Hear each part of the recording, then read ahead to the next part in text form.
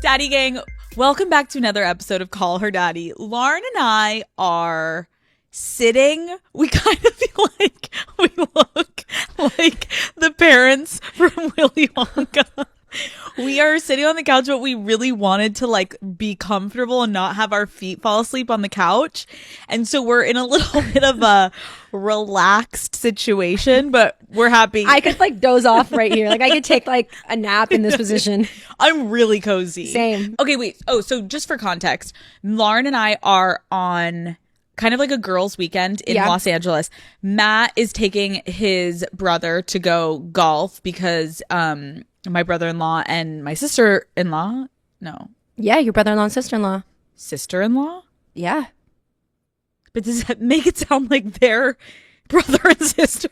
No, they're both. He's your brother-in-law. She's your sister-in-law. Okay. It is? Yeah. Yeah.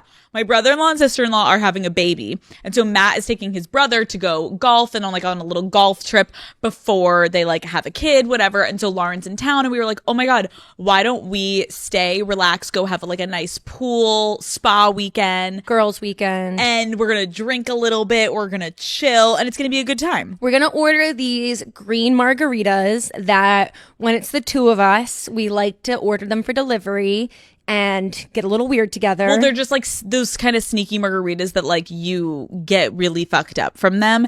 And the last time, or the first time, we didn't know how strong they were. When I moved to Los Angeles with Lauren, we were staying at Matt's house and he was away on a business trip. And Lauren and I, he was like, you guys should order from this place. And we got these margaritas and they're so fucking good. They're these like cucumber green margaritas. So Lauren and I started downing them. And we're in the hot tub with floats, which was weird in itself. And we're in the hot tub and we're with our floaties and slowly we're like blasting music. Oh, and we found out how to do the strobe lights in the pool. Yes. And we were DJing.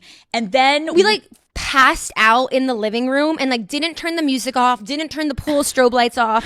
Matt's neighbor called him and gave him a noise complaint. And so Matt looks at his security cameras and it looks like we actually threw a rager at his house. And he's like, calling you, like you guys aren't like really like official yet. He's like calling you and he's like I just have to say like this is so disrespectful. Like I let you guys like use my house and my pool, like throw a party. And we were like, well, you see, actually, there was no party. Well, it was a party, but just two people.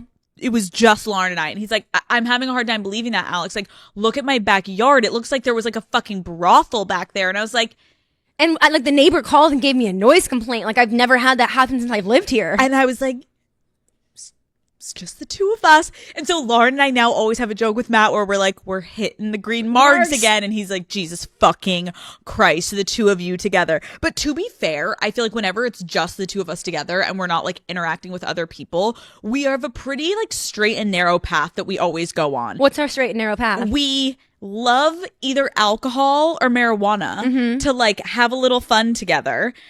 Not in that way, but that sounds weird. But you know what I mean? Like we like our little like thing, but then we're like usually passing out pretty early, and like we're not night people. No, we thrive in the daytime, and we love like a 10 p.m. bedtime. And I feel like the older I'm getting, I'm like, I can have these like fun rager moments, which I feel like I've been having lately, but it has to be spread out. And a lot of times, like I'm going to go to bed at least by midnight. I'm not the type of person just to like stay up for the hell of it. No. Like if there's something worthwhile staying up for, like Miami, we had late nights. And it was so fun. Yeah. Like after we would be at the party or we would go to the strip club. We need to talk about the strip club. I just thought about that as I'm staring at your face. We would go out, but then we would always come back to me and Matt's room and we would all sit there and like have a nightcap and talk and schmooze and do the thing. That was enjoyable to me. But if it's me and Matt or it's just me and you and there's like, no part. I don't need to ruin my tomorrow. No. Like we're going to hit the hay 11 We can still drink a bottle of wine and go to bed and wake up the next day. Yep. Speaking of this Miami strip club. Yes. Can we tell the Daddy Gang? Yes. Yes. So we throw our Unwell Miami weekend and it was truly so fun. And Lauren comes and we end up after a night at the Unwell Club. We do a late night and we go to 11 in Miami, which is a club/strip club. So we get to the club and we get a table.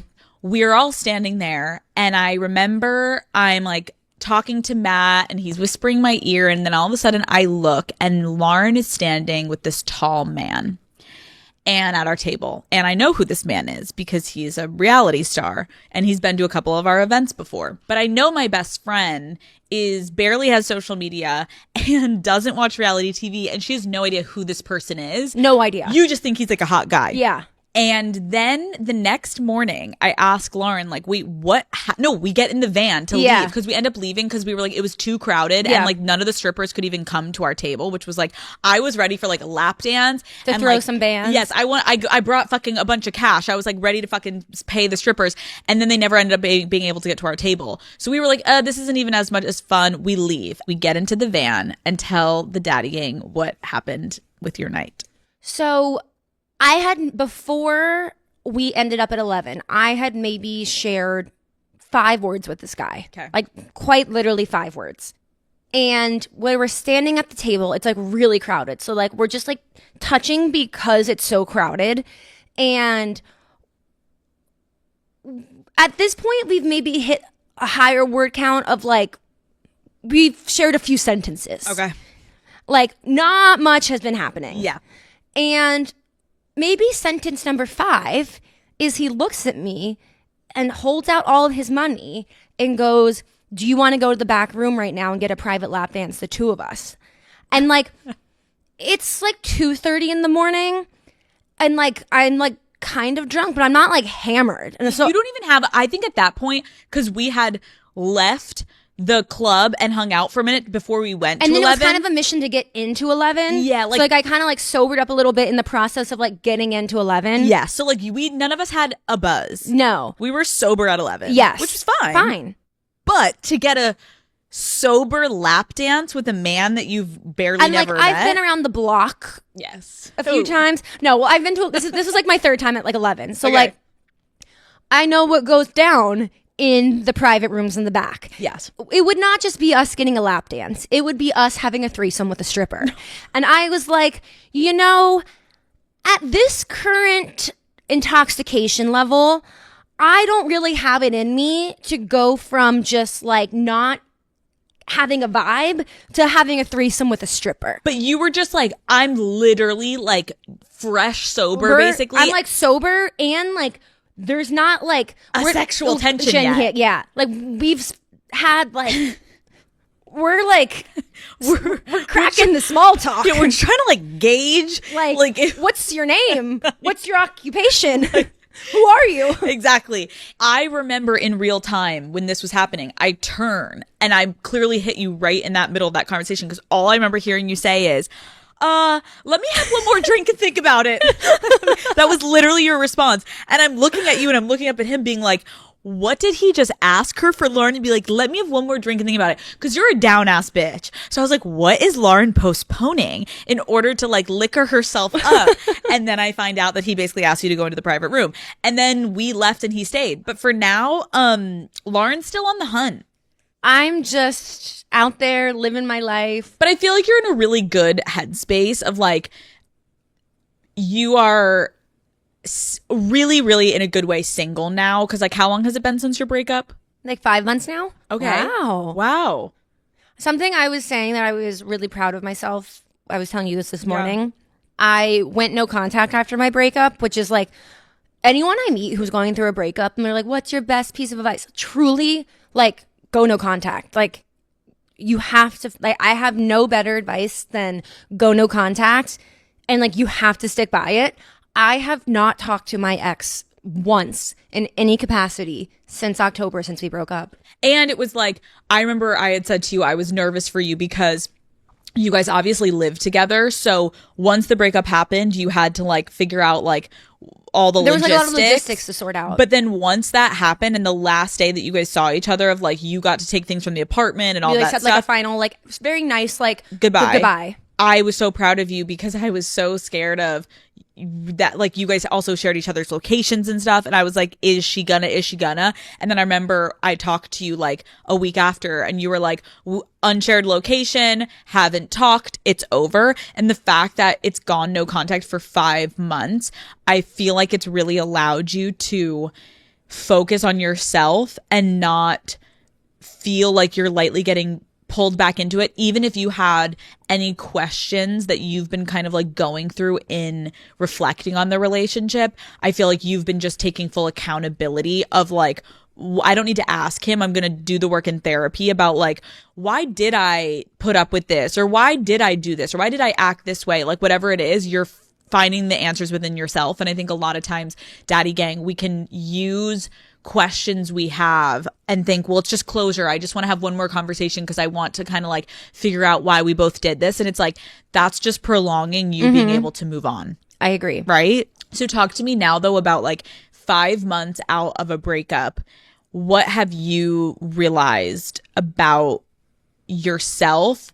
Because I don't think the Daddy Gang knows how close, how like serious it was, my relationship. Because I think in a beautiful way, I found my boundary of like privacy that I feel like I needed to instill in with this show and with the internet. And I'm so happy I did that. And I feel like you with Call Her Daddy in a completely understandable way. Like he was a private person and you and I aren't that private of people. Like we don't really care. So, but the people we are with and you were with wanted privacy.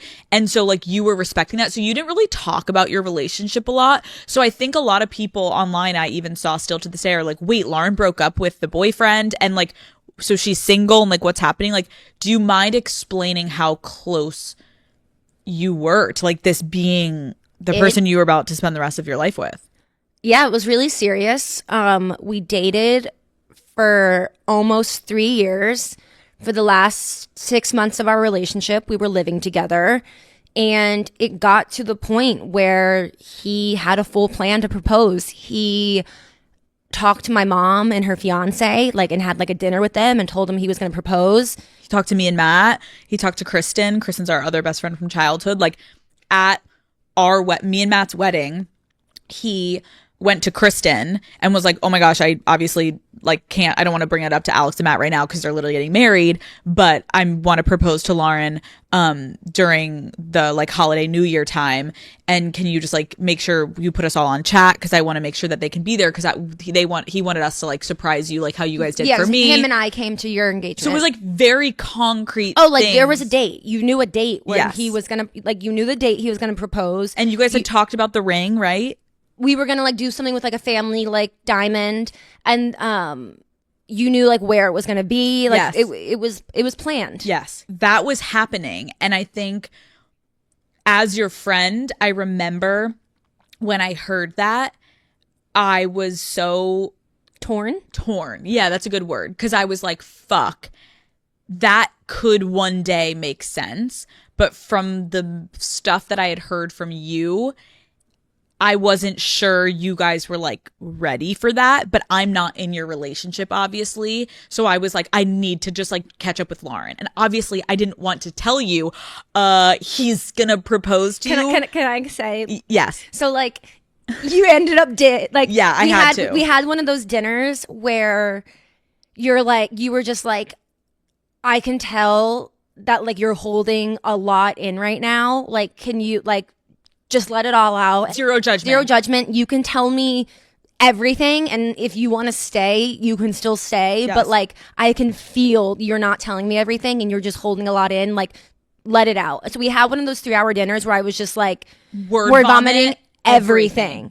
And then after I told you that, you were like, I am really feeling conflicted right now because like, if it does work out, like I obviously don't want to like ruin your engagement, but like I don't know if you know how close it is to actually happening, and I want you to be able to have the tools to feel in control of your life and not have it this sneak up on you, and you feel like you're kind of backed into a corner and saying yes because you're like, ah shit, like how like what we're here, oh okay, let's go through it. So like you ended up telling me he's gonna propose on this day to kind of be like, you kind of do have a window of like, yeah, you got to figure some things out. Because I was like, Lauren, that was like one of the harder things I think I was going back and forth with. And I think, again, in the best way, I feel like our relationship is so beautiful because I feel like we both talk about, we have so many friends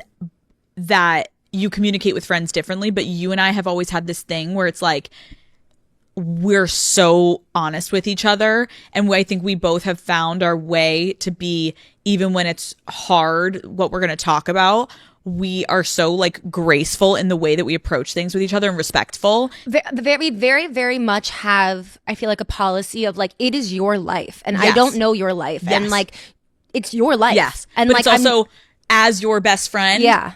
I have to share this about the things I'm seeing. Yeah. And then once that's out, I'm here to game plan everything that you need. Like, I'll support you. Yes. Whatever. Yeah. And I think that was like a thing that I would give Daddy Gang is like, I forgot that. I remember multiple times in that conversation because I had literally talked about it with my therapist and she had said like, you have to continue to reassure Lauren. I'm like, so happy you told me. Okay, that makes me feel good. No, but and you were great in the moment, and I think I stand by it too. But again, Daddy Gang, if you are in this position where you're seeing your friend not in the best relationship, and you're like, how do I do it? You have to come from the place of like, you have to remind them that you're not judging them, that you will be there no matter what, and you're there to listen. But you also have like some information that you want to give them, but you're not putting it on them to like now deal with alone. And I feel like when I told you it was going to happen over New Year's, you were like, whoa, okay. And for context, like this past New Year's. Yes, this past New Year's, Lauren was going to get engaged. And I think you were so, like, whoa, this is another big red flag of like, how does he think that can even happen when all of these problems are happening? And I think that was kind of when it all started to unravel a little bit more for you because you really were just seeing like, It was kind of like a date that was like being put on like, oh, I have to like figure this out. Like it put like this like rush and urgency to like figure my shit out. Like, like before I was like, I'll keep working on it, keep figuring it out. I was like, oh shit, like I have to like figure this out now. And so once you guys ended the relationship, what do you feel like you, in now being single, like what do you feel like you've now realized like you really want and need in a partner moving forward? In now being single, like what do you feel like you've now realized like you really want and need in a partner moving forward? I want to feel like they got me and that like I can have like a bad day or go through something difficult and like they'll pick me up and like kind of like help me get through it and like carry me through it. But like when I was talking to my therapist about it, she was like, oh, like, do you feel like that's something lacking in your life right now? Like, do you feel like unsupported and unable to like get yourself through hard moments? And I was like, literally the opposite. Like, I feel like I have very deep, fulfilling friendships I can lean on if I need to. I end my days and I feel strong and confident and like secure in what I need to work through and get through and like that I can handle it and I'm not like overwhelmed and like I'm not lonely, which I think I'm really happy that something that I want isn't like a need I'm trying to fill. Like it's not like a deficit in my life that like I'm trying to like find a person to fulfill. It's just like I just like want like partnership. You said that to me the other day when we were in the car and I thought it was so profound and I want to keep talking about this a little bit for the daddying because you were like, every time my therapist was challenging me like, oh, are you wanting that because of X? Like, I feel like you've gotten so good being alone. And I feel like you've always been a relationship girl. So I'm so proud of you right now. Like, I've never really seen you just like single Lauren, like for this long in a strong way where you're like, oh, I'm a little like, ooh, I wonder what she's going to do. You're like, you've never been, I feel like, happier and you don't have a partner. I was joking. I was like, I've never been happier and I've never been hotter. No, literally.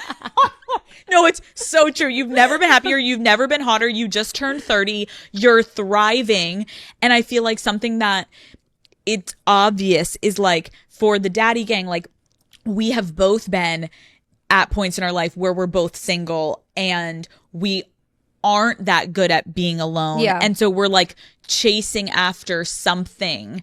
Like tell me if you're okay with me saying this, but I think something that you had talked to me about that was like, I think very relatable was like, this was the first relationship that you were like, I actually felt like I was like, this person like genuinely loved me and like I was genuinely in love. So it's hard to walk away from that. That was like, I had a relationship before, but it was like a college relationship that became post-college, and like that was the first time I was deeply in love. Like I was in love with this person. Yes.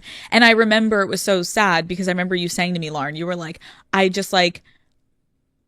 feel like I've just like lost so many people in my life that like I love. So like, I don't want to, my innate feeling is to hold on to this person because how am I going to just like, I was so like, this is it. Like I had never been in love before and I had never felt that.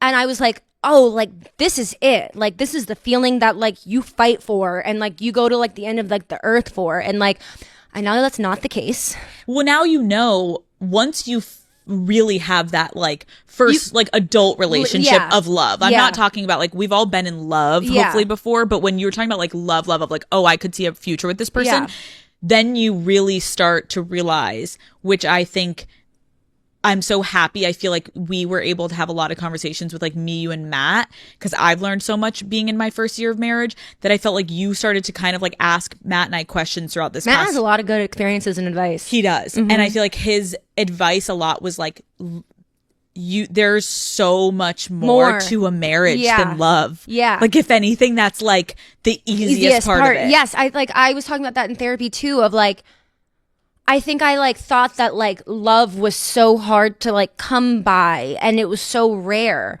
But like what is more rare is having that love and then like the compatibility aspect of like, just like what you want and need out of life is also going to match up. Because like, that's the hard part. Morals, values, compatibility, what you want as a family, what like literally career-wise, like how career, money, socioeconomic, where you're gonna live, how you interact with your in-laws, what you want to, how you want to raise your kids, like where you want them to go to school. All of that is like shit that I think people don't talk about it maybe enough, where it's like, you have to have these fucking conversations, I genuinely believe, before you get married and before you get engaged. And I think a lot of times it's like people are feeling in love and then they're excited and they're moving in. And then you think once you get married, then like you like start to do all this. It's like, no,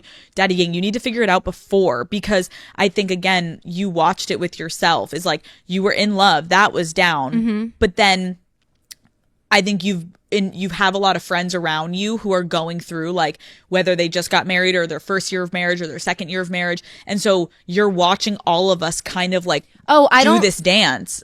My like all of my like I have like say like my like 5 closest girlfriends, like now they are all married and engaged. Yep. And do you, to anyone that is the single friend in a dynamic like that, like can you talk about how you don't feel pressured by people just by seeing your friends at one stage of their life? Like how are you maintaining just like confidence to not feel like, oh well, I'm the only one so I have to hurry up and do it? Like how are you feeling like you're managing that? Because you could, I don't know if I'm saying that right, like I feel like you're doing such a good job of just being like, and I'm so happy for all of you and I'm happy for myself and I'm good on my like what I'm doing.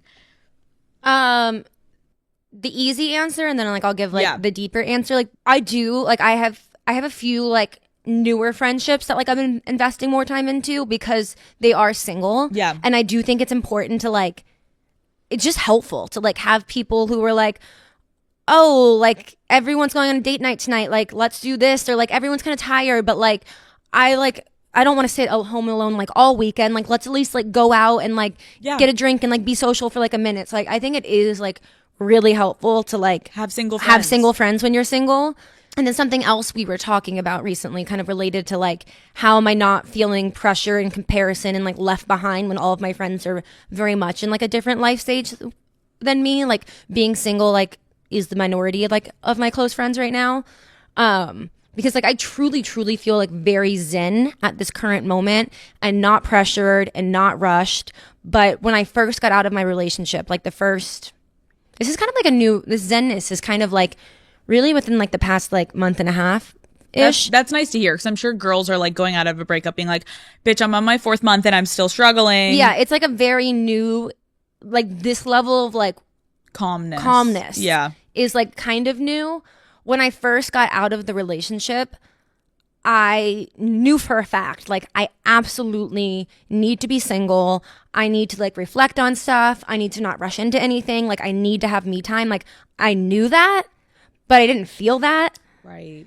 I was like, I would be like, I need to be single. But like in the back of my mind, I'd be like, oh, fuck, like the clock's kind of ticking. Like, am I dragging my feet? I was doing like the numbers game where I was like, oh, so I'm 30 now. If I like take a year to be single, I'll start dating someone maybe at 31. I don't want to rush into an engagement. So like maybe I'll get engaged at 33, married at 34. Am I going to immediately have a kid then a year into marriage at 35? And then like I was like, oh my God, like I'm having a kid at 35. Right. And like so I started playing that game, and like that was like kind of like suffocating and like consuming. I was so close to like locking in like this timeline that like I was seeing. Like we were just saying, I was like about to get engaged, and then I was like, okay, I'm going to get engaged at 30. I'm gonna like, and I had that kind of like it was all laid out in yeah, your head. and it was kind of like clicking into like step, and it was like, although there were things that weren't right and that I wasn't sure about and that were causing me stress, kind of seeing my life kind of start to like unfold and like where it was going in front of me was comforting, and like the sense of security and safety. So like it took a moment to like shed that. Right, because I feel like that's something we should talk about too, of like, I've done it before, a previous relationship prior to Matt, like daddy gang, we've all been there, or you're currently in it, where you see the path, you see the future, and it is so comforting knowing you can see like what your timeline is. I was at the point where I was like, oh, I can look 5 years ahead and I can see where my life is going. And sometimes having the guy, it makes you feel like, even though I have these reservations, I'm okay with looking past it, because I can't give all this up. I can't give this timeline up. Like I'm right here. I'm like, right. I'm so like, close. I was like, oh, I'm on like the last lap. Like I'm so close to the finish line. Like you don't throw in the towel like right before you're about to cross the finish line. And I remember I said to Lauren when she was like, I feel like I was like right about to hit the finish line. I was like, babe, you are literally putting on your fucking outfit and your gear. You're not even in the race yet. Like, I know that sounds cheesy, but it's so true. It's like, if you feel like you're just about to get there, you're about to get the engagement, it's like, no.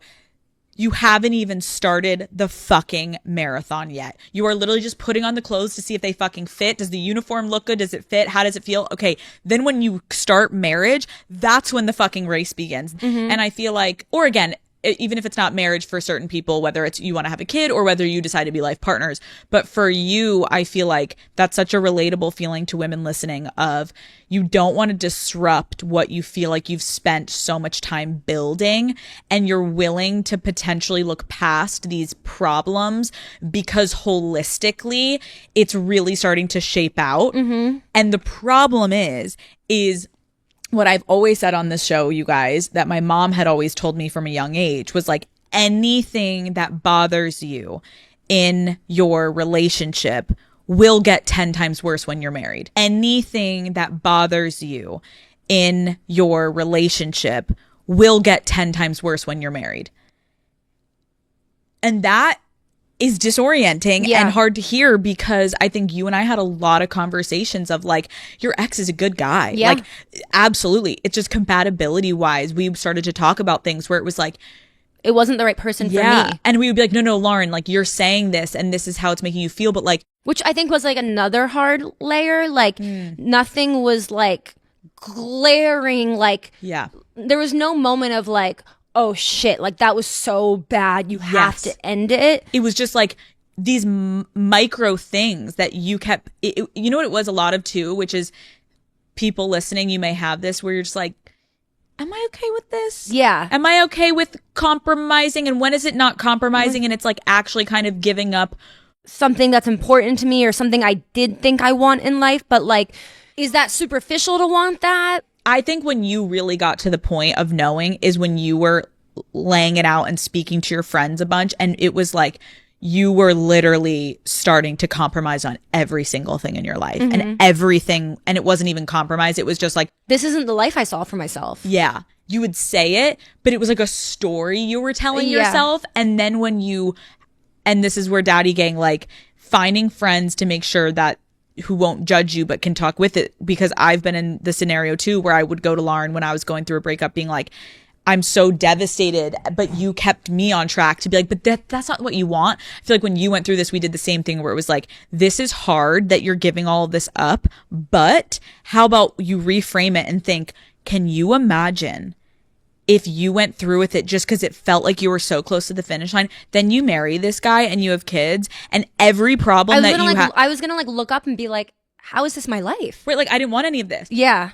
I don't agree with the way that we're doing this and this and this and this, but I wanted to just get the ring and get the marriage. And I think that's a really, really understandably relatable thing that women can feel. Like I remember dating a guy that was so like financially stable at a time where I really wasn't. And it became, and I think also like growing up and not being like having my parents have like all this money, even though being around friends that had it, I definitely like wanted that. Like, and so it was attractive to me to have like financial security. And so I was completely avoiding a lot of things that upset me or made me feel not good about myself because of this main thing that I thought it's okay. I can look past these things because I feel safe with him. But it's like, but why do you feel safe with him? You don't feel like he's actually being like faithful to you. It's because of the financial stability. And while that is a huge thing when you think about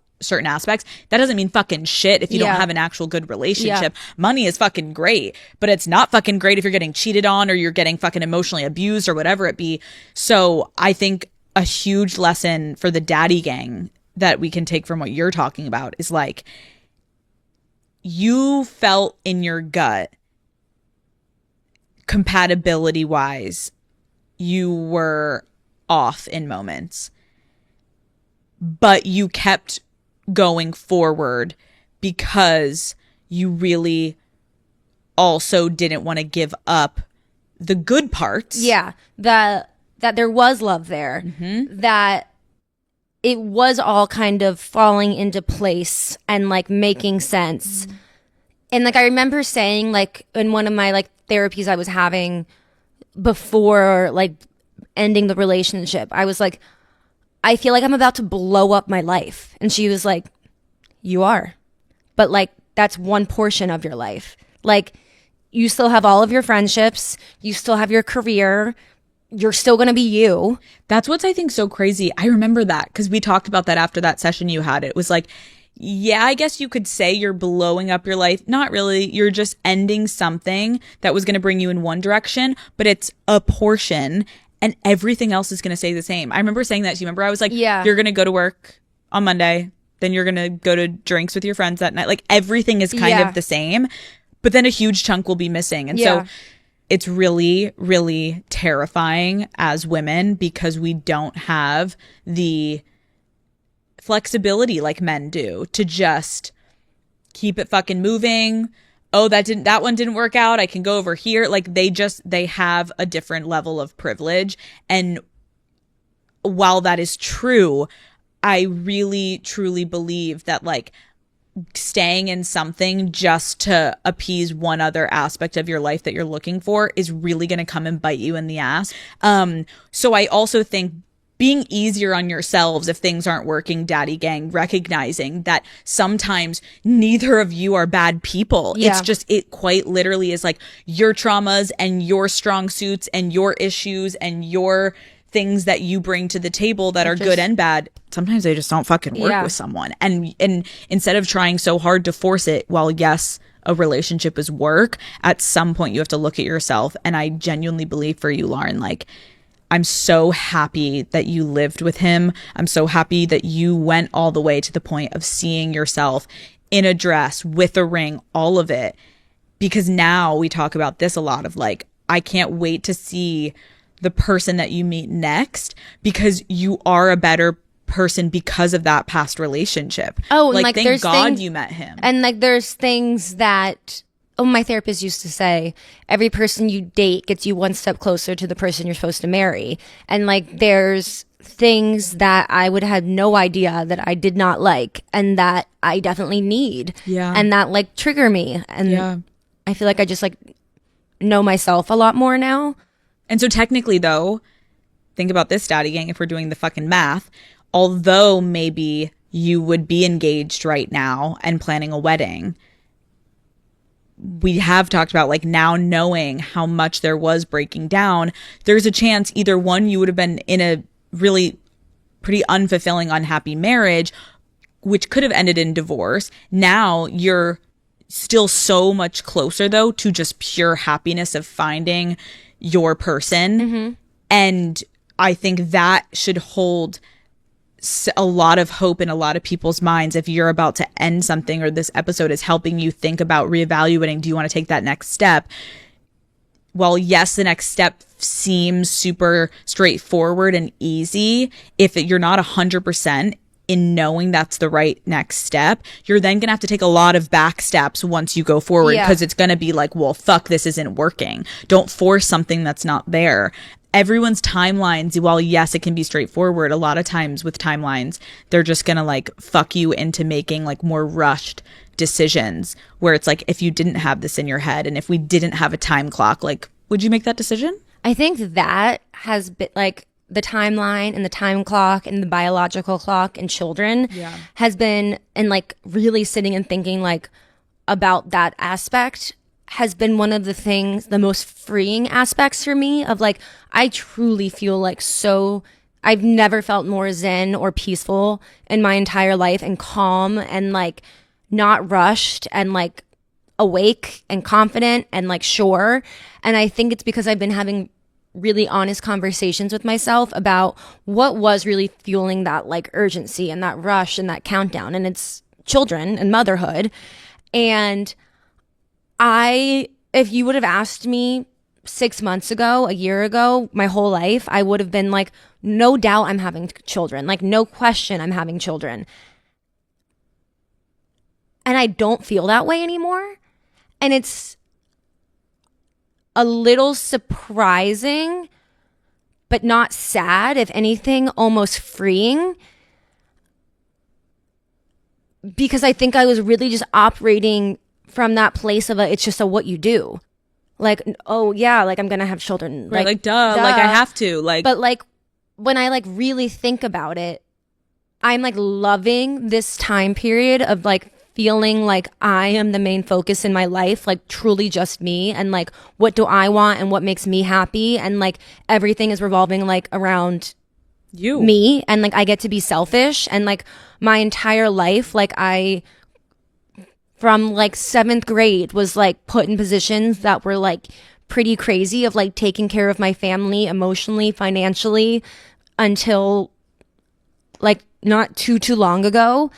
And like I'm like, it's my time. Yes. And it's like my turn. Yes. And like if a child fits into that at some point, like that's great and beautiful, and like I know I'd be a great mother. I might have a kid at 40. Yes. I might not have a kid.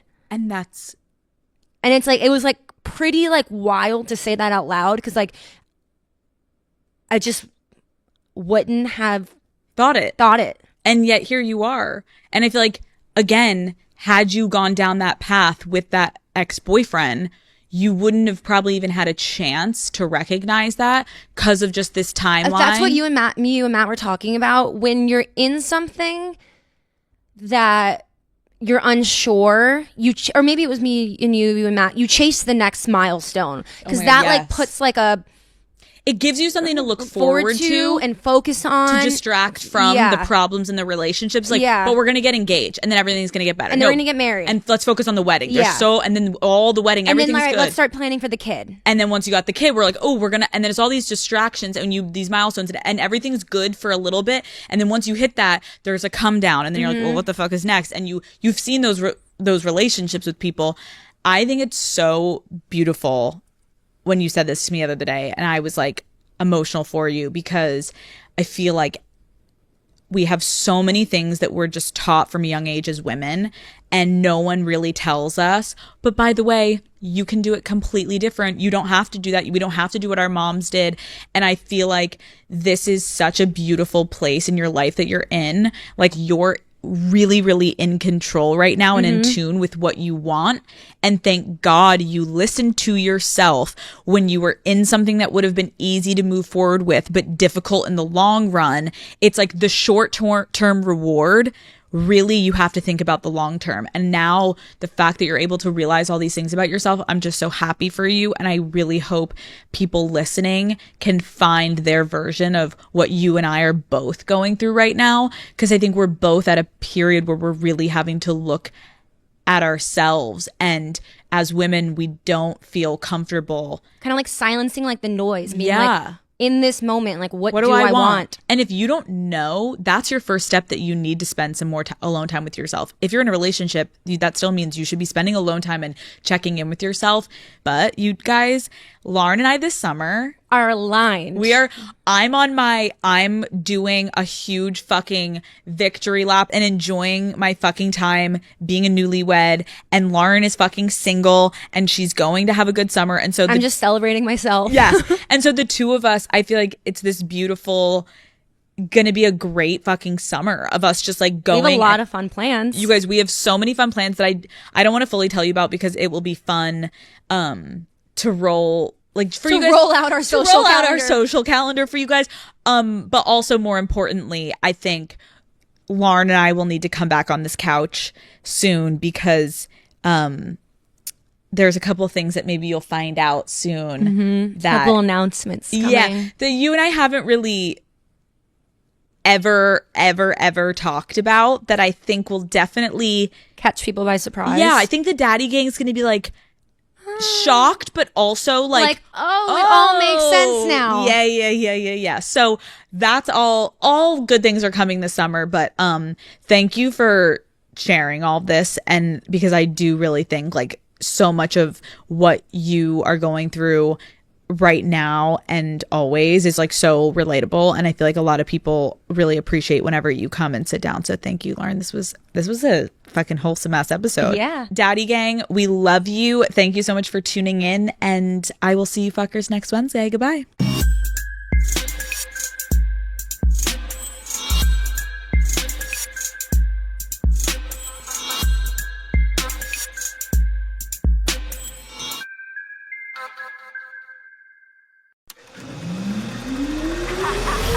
What is up, Daddy Gang? It is your founding father, Alex Cooper, with Call Her Daddy.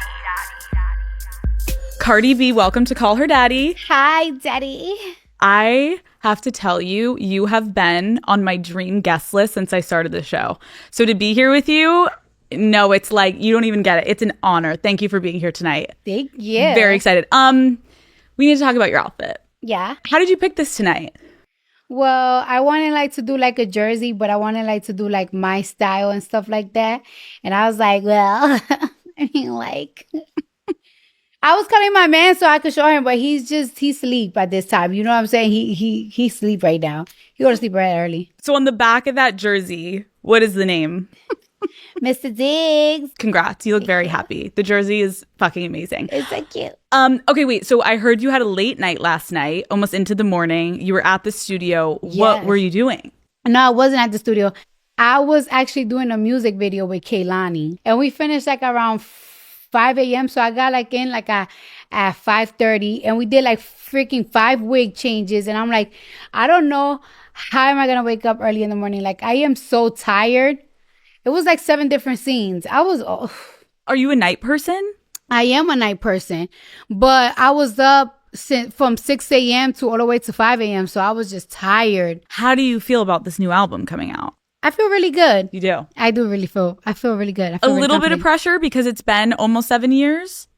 It is a little bit of pressure because I feel like people gonna want to be mean just because they feel like it's like, oh well, we waited 7 years for this. So some of them are just gonna talk shit because they just want that. And then it's like, you know what it is? You guys want like these poppy WAP records, and it's that I can't always give you that. You know what I'm saying? You can't always go with the little trap sound and Totally. stuff. Do you drink? Yeah. Do you go out and party still? Hell yeah. What is an ideal night out for you and your friends? An ideal night out with my friends. So I noticed one thing. I am not the type of person that like to lounge and then club. I like to go straight club and then after. Like some people, I didn't know that people pregame so much. They like to go to dinner. They like to smoke hookah. Then they like to go to the club. No, honey, I'm too tired for that shit. I want to go to the club. And then after the club, I want to go to the afties to 6 a.m. I can't do 8 p.m. to 6 a.m. I can't do that. So you're going like 1 a.m.? I'm from New York. So I usually party in New York and I party in Miami a lot. So I like to be at the club by 2 a.m., 2:30. Okay, wait. Your name, Cardi B, comes from Bacardi, the alcohol, right? Mm-hmm. What is your go-to drink now? Oh, Hennessy. I love Always? Hennessy, yes. And okay, wait. Tell me, who is the most fun celebrity you've ever partied with? Well, there was this one night that me and Megan, we was in her hotel room. It was my stylist. It was her hairstylist. And we was just like drinking and like talking and playing games. And we had such a good time just doing that. Sometimes those are the best nights, though, because you're like, I didn't even need to leave the room. It was the people that you're with. It's the best energy. Yeah. And you're going to actually be able to talk. Because when you're at a club, it's hard to talk. Yeah. It was like a couple of days after the VMAs. We were so, well, I don't think she was drunk, but I was drunk as fuck. Off of Hennessy. No, it was actually tequila. She drinks tequila. Wait, are you a tequila girl, though? I'm not a tequila girl. It just makes me kind of sleepy. I need to be up, energy on dog demon time. Are you ever not, though? I feel like your energy is like electric. Any room you walk in. But I can get sleepy. Okay. I'm a granny, so I get sleepy real quick. Especially if I don't like the vibe or like the DJ is not good. Because it's all about the DJ. Yeah. If the DJ is not good and not playing my records, I'm ready to go to bed. Go to bed. Wait, have you ever fell asleep at a club? Almost. I think me and my boyfriend, we're very infamous with our friends. Like we're very infamous at leaving. Oh, you're like full Irish exiting. If the music is not right, You're out. we look at each other like, you want to leave? And it's like, yep. And our friends be like, y'all always leave us hanging. And they think that it's like, we ready to fuck. And it's like, no, we just want to go to bed. I love you. Like, I'm a granny. I want to get the fuck out of Yeah, here. like we were like, we know what? We want to go to bed. Like, Okay, you got your butt pierced earlier this year. yeah. How the hell did you decide to do this? I don't know. How did you know you could do it? I seen it before. And so you just randomly decided. Yes. And it was so cute. Wait, did it hurt? No, it didn't hurt. But I'm not gonna recommend it to people because I had surgery. I had surgery on my butt. You know what I'm saying? Like, you know, sometimes people say that my butt is too big, but they don't understand. They already did a butt surgery to reduce my ass. They did. Yes. So you know, like when people do a tummy tuck in your stomach, I practically did a tummy tuck on my ass, like on top, so I could remove some bioperimeters. So like the top of my ass, like that skin part is like numb, like a tummy tuck. Yeah. So when I pierced my ass, I ain't felt shit. You're like, did you do it yet? It looks cute. It was the easiest piercing ever. It cost me like $13,000 because it was real diamonds. And guess what? It went down the toilet.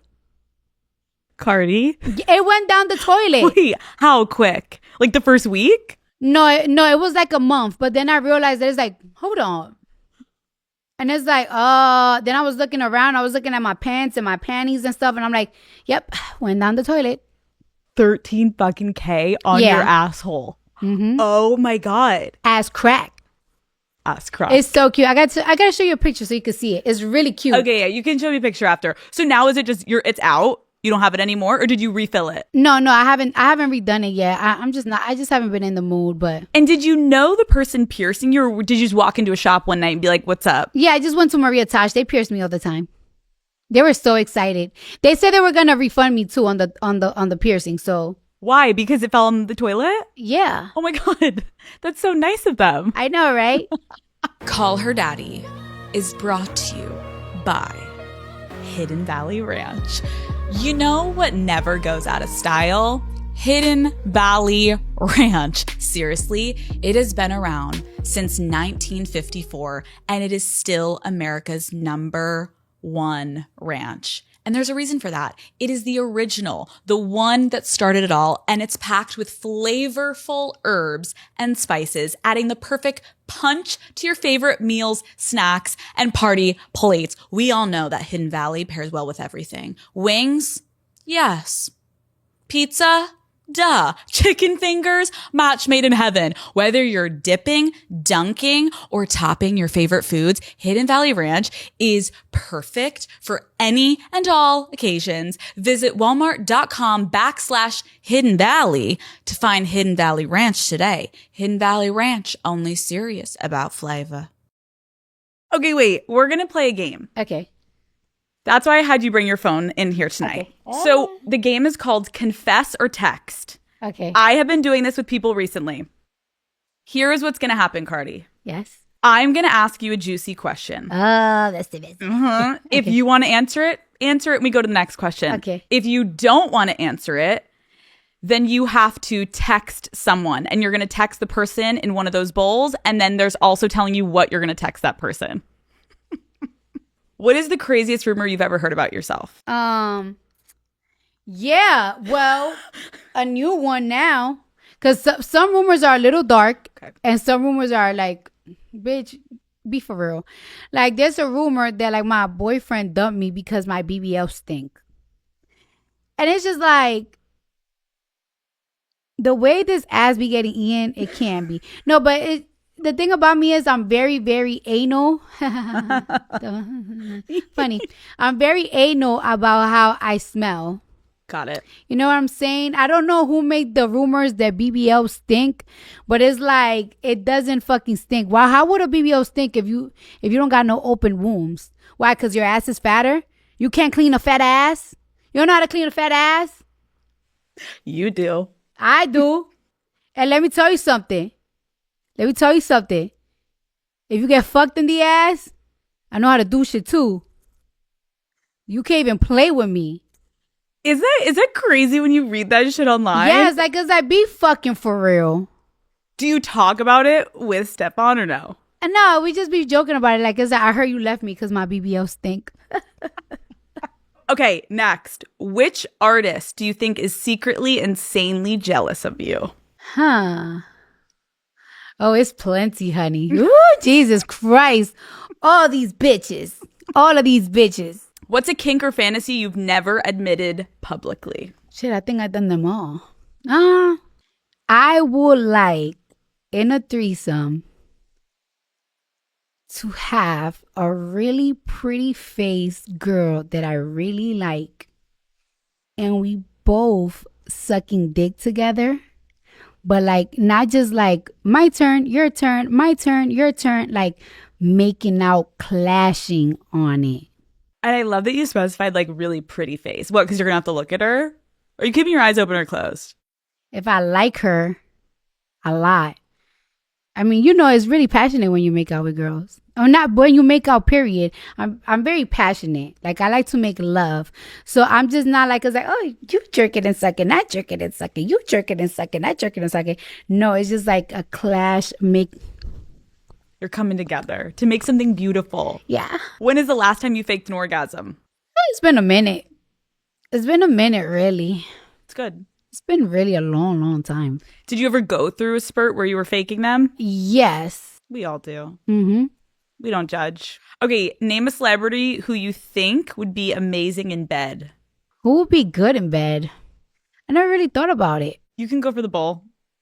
No, I'm trying to picture. Maybe probably like one of like these rap girls like it's like I'm expecting them to be good and bad if y'all the way y'all talk.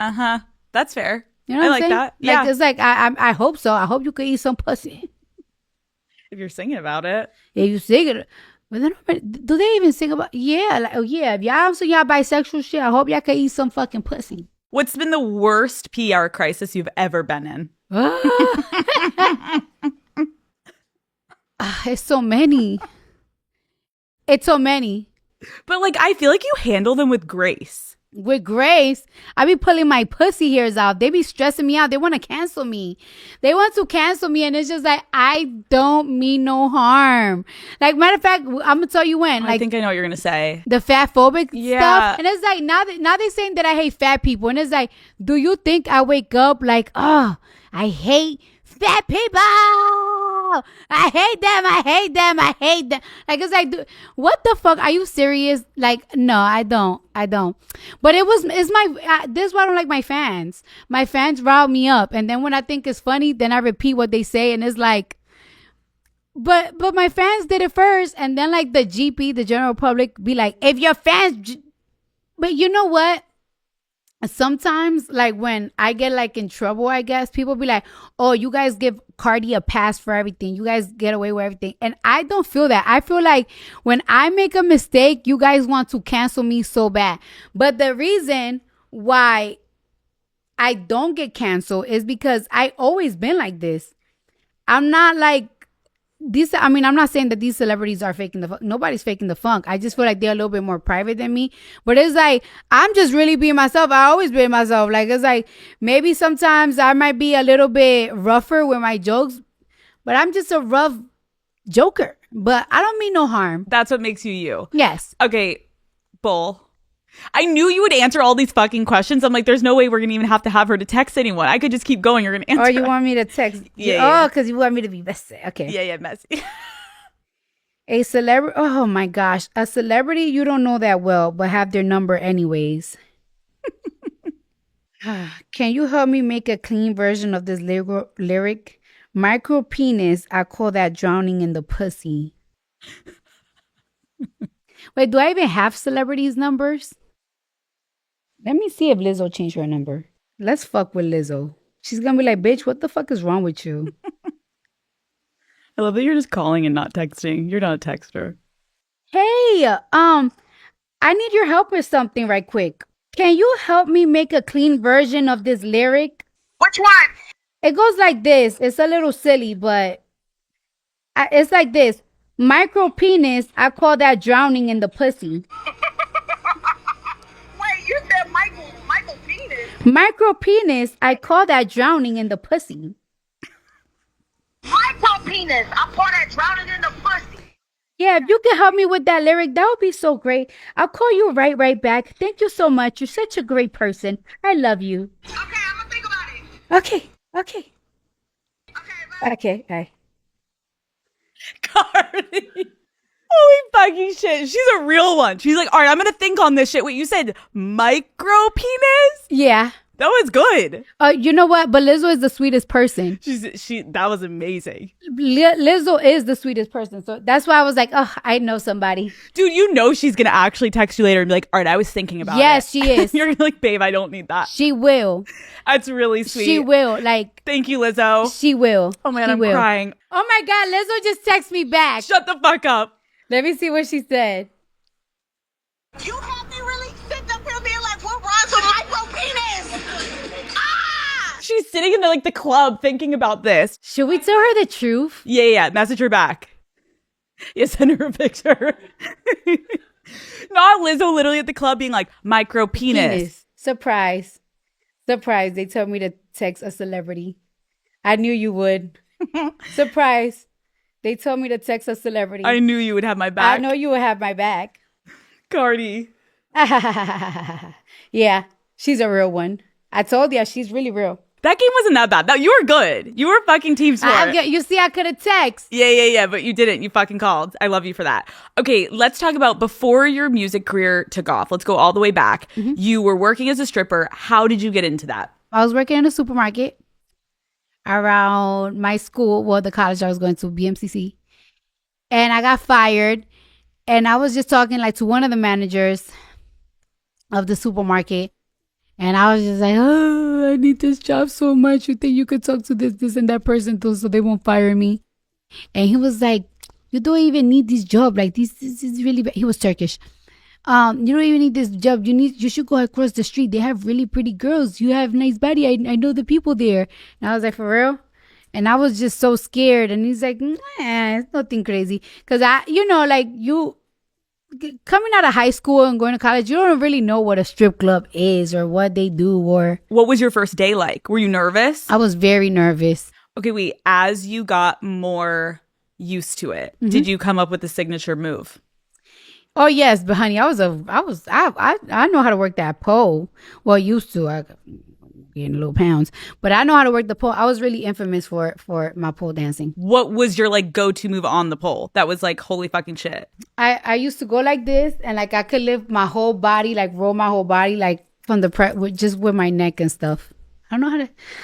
Can't really demonstrate it. Okay, it's okay. We can all imagine. Yeah.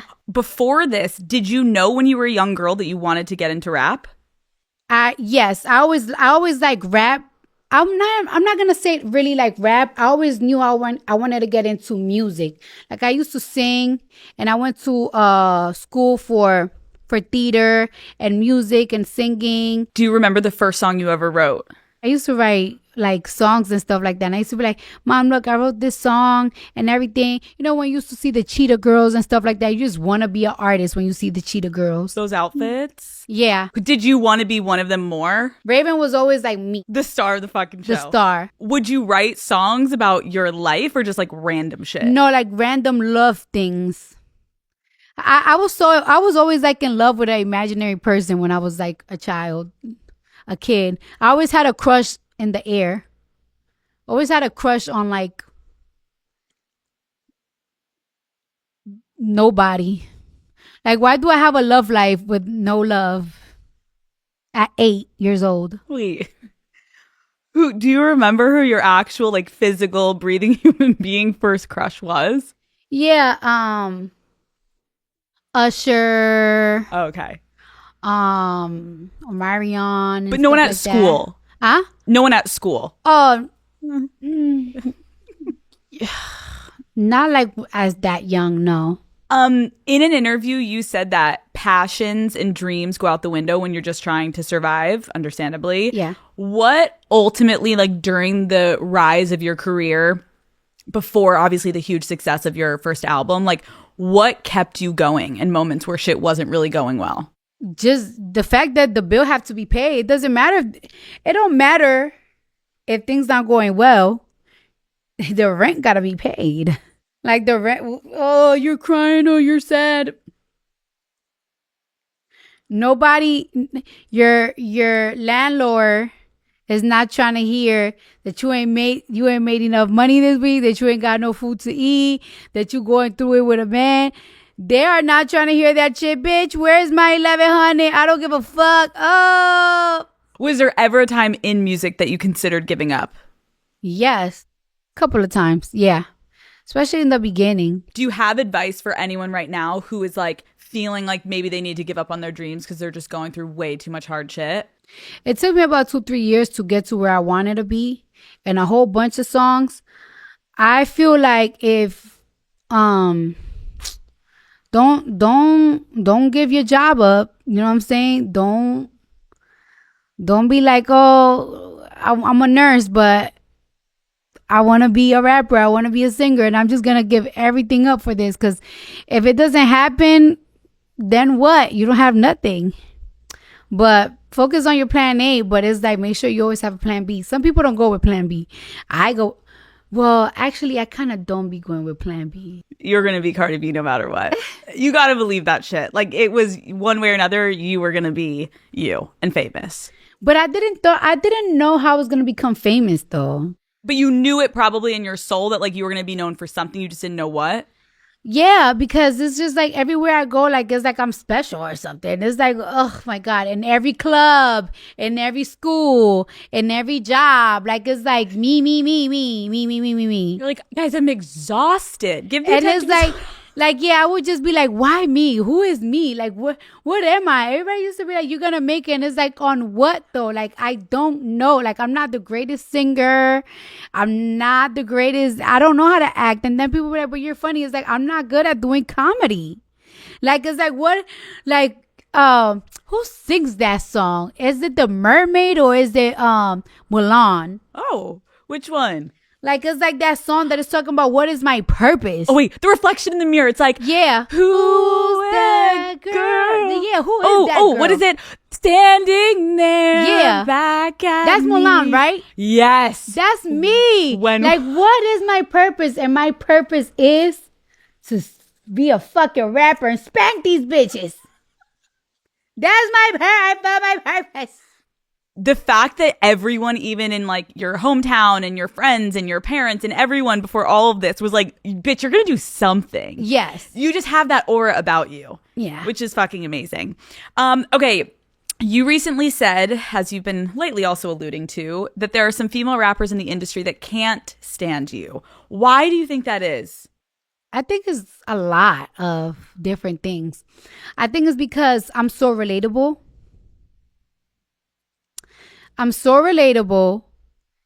And I think they think like, it's like, why am I not in her position? Why her and not me? And the thing is that is that I might be relatable. I might make it look easy, but it's really not. I put a lot of thought to it. I have a team. And even when you have a team, like it's like you operate it. So if you're not really like me, sometimes I would just wake up at 3 a.m. and I have an idea and I call Patience. I call Colin. I call my managers. It's like, we got to do this. I could come up with a song. I could come up with a certain type of a beat in my head. Not even because I don't do beats and stuff like that. But it's like I have an idea and I start calling all the producers that I work with. And it's just like, I make it look easy, but I spend a lot of time perfecting it, making it great. Like even the most simplest thing that you'll be like, that is so simple to do, but it's not. And I think, Cardi, like, I appreciate you also saying that, where people maybe are jealous because you are like authentically yourself. Mm-hmm. I think there is a lot of people that maybe if they're talented in one capacity of music, yeah, they may not be able to like express themselves any other way but through music. Yeah. You kind of do both, which is your superstardom, I think, is like people are like, you are funny as fuck. I like following you. I like watching your food reviews and your TikToks and your Instagrams and your lives and all this. And you make bomb fucking music. Yeah. Well, you're like, wait, yeah, keep going. But I don't like to waste time. Like, it's like some people do address almost everything in their music. I don't feel the same ways every single day. So I have to bust that nut of saying how I feel that same day. Like that same day, if I'm mad that same day, I have to say something that day. Because 4 days from now, I might not feel that way no more. So it's like, I don't want to put a song that I'm talking about this, but I don't give a fuck about that no more. I have to say it today. So you don't want to like sit and process things. You're like, I'm going to say what I'm feeling in this exact moment. Yeah. Which could get you in a little bit of trouble. It can, but it's like, I want to talk about it today. Mm-hmm. That's what I want to do. I'm mad today. Yeah. People have made this whole story that I came in the industry to like take over somebody's career or like make them think, but it's like, I never thought that. I just wanted to become famous at what I like to do. That's all things. Sometimes people just don't get along with each other, and if they don't get along with each other, it's no more like, oh, but I think that they don't get along with each other because somebody from the higher ups wanted to make and destroy and this and that. No, this is what I was destined for. I was destined to become this. No matter who signed me, no matter what, I was going to be famous and I was going to be a rapper no matter what, because this is what I invested my time with, invested my own money with. Like before I got signed, I was investing my money. It's it's nothing more than just people didn't get along with each other, and that's just that. But I'm done with that. I'm so done with that. I think it's more of a fan thing. I agree with you. I also think this concept can get out of proportion, especially with women. Yeah. And I think it's like, no, there is enough room for other people to like have success. Yeah, but it's not. You know what? One thing I also noticed, it don't only happens in the female rap. It just is more intense in the female rap, because I feel like female rappers, like, we are more direct. We're more direct than like pop girls. You know what I'm saying? Like, we're not like fake shady. We're going to give you the whole tree of shade. Like, we're not like, oh, I kind of don't like you, but whatever. Like, people are not gonna know. Like, female rappers, we're more direct with the I don't fuck with you and you don't fuck with me type shit. However, I do see a lot of fans, like, even with pop girlies, like, it's like they really make people not like each other. And I'd be like, what? I didn't even know that. What? Like, why do you think people do that? Because it's fun for them. It's fun for them. Like, maybe there should be a documentary about fan bases. Facts. Because it's like some people will really hate somebody else, and like some people will make pages dragging people all day long, and like the real celebrities don't even have an issue like, with each other. They're literally finding out news and like, oh, really? I didn't know that about myself. How fascinating. And it's like, where the fuck should these people get this shit from? But I agree. I think they have fun with it. Yeah. And then to be a part of something that feels fun. Yeah. You end up winning a Grammy for your debut album. What do you remember at that point how success felt? It's like really funny when people say like, be careful what you wish for, because you just might get it. And when I ask God for things, I don't know, maybe I'm really anointed or something. Maybe I don't know. I can't explain it. But it's like when I ask God for things, he really gives it to me. But it's like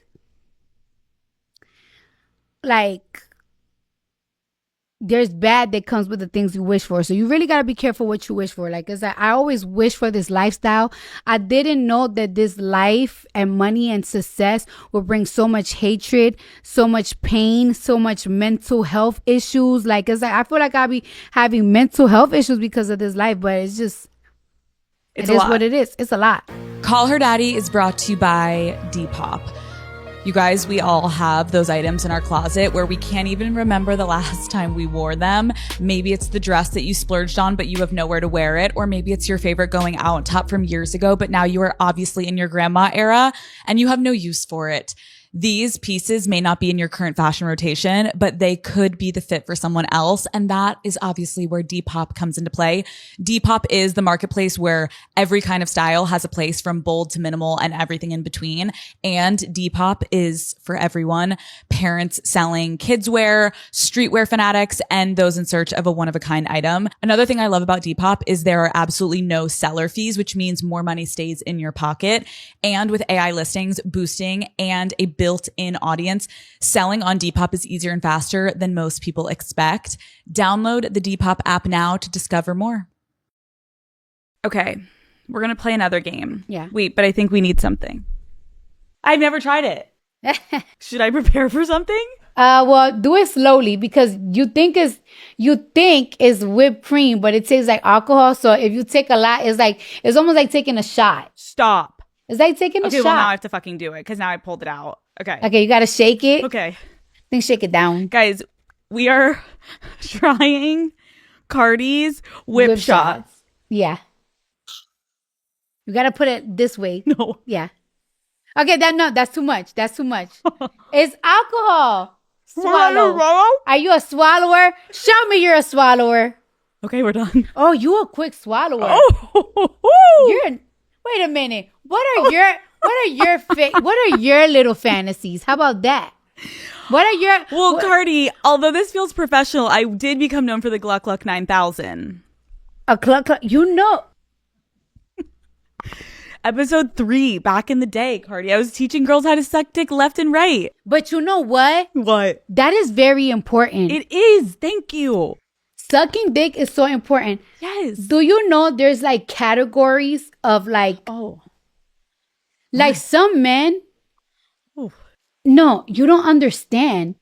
I have gone in a rabbit hole. I didn't know how special are eaters to these men. What? Hold on. Rewind. You didn't know. No, I know. But listen, these men have these girls on their phone. Everybody has a eater. And I didn't know that.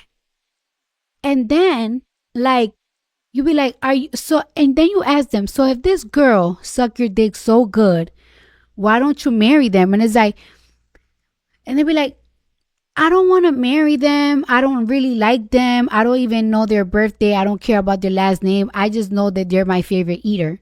So when they suck my dick, they're the best at sucking my dick. And that's that. Have you ever been someone's eater? No. Well, I don't know. So true. You wouldn't know, I guess. Well, the thing about it is sometimes people say that like their favorite eater is somebody that they just don't care. They just eat dick. And you know what? Sometimes they don't even fuck them. They just there to suck dick.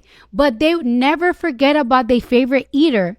Like their eater is always in the back of their mind. Even if you probably fucking them and sucking their dick, it's like, yeah, she's sucking my dick too. Good. But they're thinking about their eater. Can you believe that? That's how important it is to know how to suck dick. Cardi, this is like kind of Ask turning every man. No. This is turning into an educational podcast right now. Because these men have these things these girls call eaters. And they're very important to their life, but not really. So you technically want to get to a point where you are wifey material with a background in eating.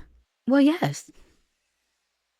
Well, yes, everyone. And that is the TED Talk for today. No, trust me. I know how serious this is. And you will think, well, if he sees her so much, he probably got feelings for her. He probably loves her. Because why you keep going back to the same bitch?